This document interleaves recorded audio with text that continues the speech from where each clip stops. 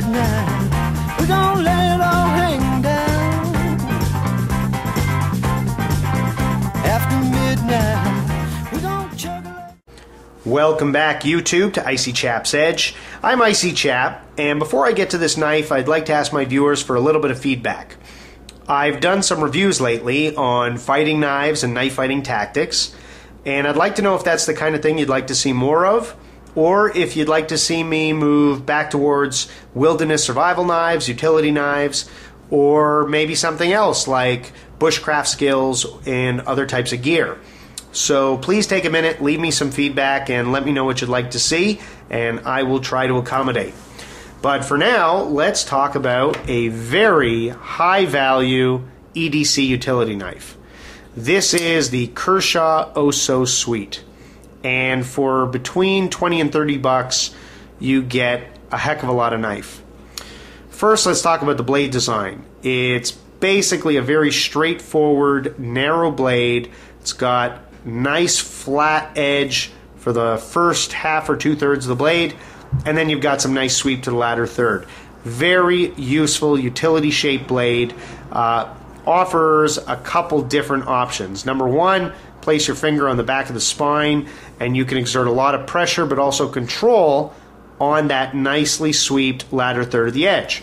Also, because it's got a nice finger choil formed by the handle, you can execute very hard push cuts, again exerting a lot of pressure in the latter third. The blade is relatively thin, has a full flat grind, can take a nice edge, and be very sharp. Also, because of that blade design, this does offer some defensive or fighting capabilities. The blade is very narrow and it's got a nice sharp tip because of that modified drop point.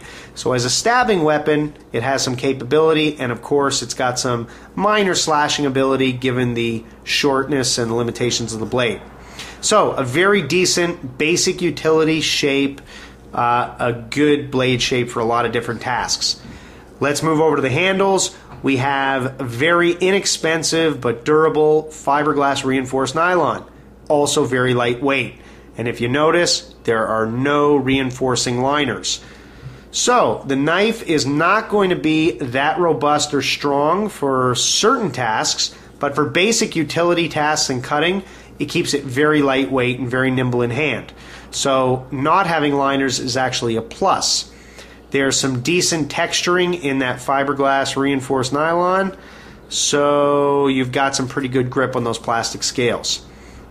Decent handle design and shape, and personally for the shape of my hands, it is just large enough. I do have a lanyard attached, and as you can see, it accommodates one.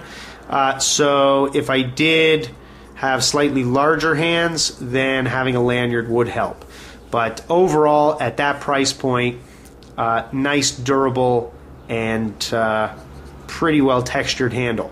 One hit against the knife is the pretty flimsy liner lock. Now, I haven't had a problem with it, and I have carried this knife, and it does lock up pretty tight, but it is also kind of flimsy. So I don't know how much I trust it. It hasn't had a problem. Like I said, it hasn't failed on me. And until it does, I guess I can't really complain too much about it, but I would have liked to see a slightly thicker liner. That being said, the knife deploys very fast because of Kershaw's speed safe system with that flipper. And when it deploys so fast, you do get a very strong lockup. And I can tell you, there's absolutely no movement in the blade up or down or side to side. And at that price point also, that is really pretty fantastic. I've seen far more expensive knives that don't have as solid a lockup. Also, that deployment speed is fast, but you don't have any other options other than the flipper. You'll notice no thumb studs, no holes. Really all you have is the flipper. And if you don't like to deploy a knife with a flipper, unfortunately you don't have any other options with this knife. It does have a pocket clip. The pocket clip is reversible for tip up or tip down carry.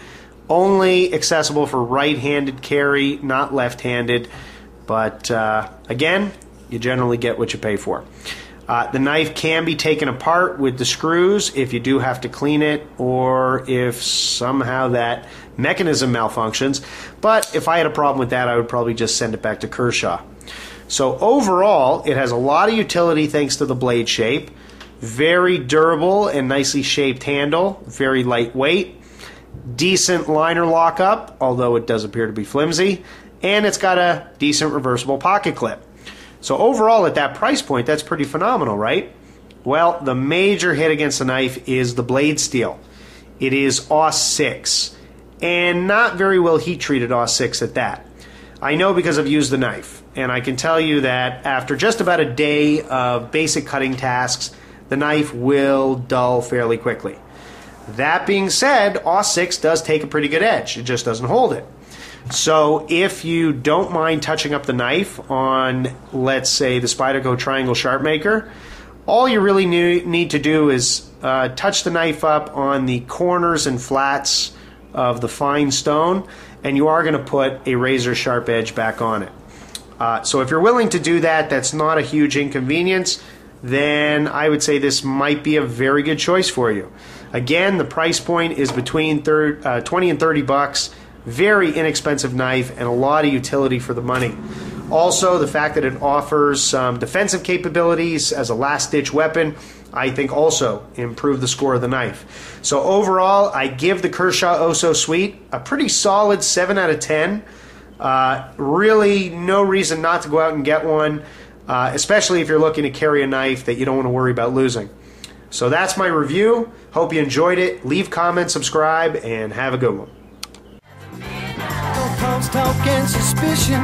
We gon' give an exhibition. We gon' find out what it is all about.